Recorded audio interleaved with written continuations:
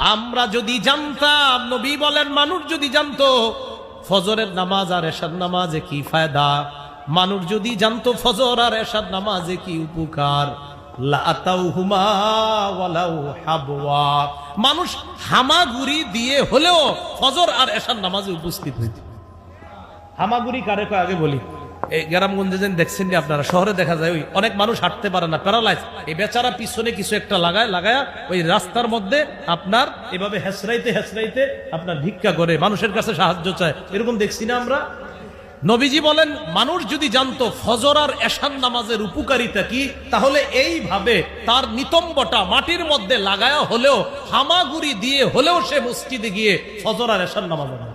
বলেন আমার সাথে সবাই বলেন, কিছুতেই বলেন ওই ব্যক্তি জাহান্নামে যাবে না যে সূর্য উঠার আগের নামাজ